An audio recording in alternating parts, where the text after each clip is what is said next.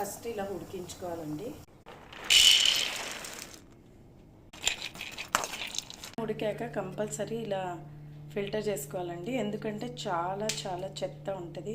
So మనం పల్లి పట్టి చేసినప్పుడు అలా మనం ఫిల్టర్ చేసుకోకపోతే చూడండి ఎంత డస్ట్ ఉందో, ఇదంతా నోటికి తగిలి టేస్ట్లెస్గా తయారవుతుంది.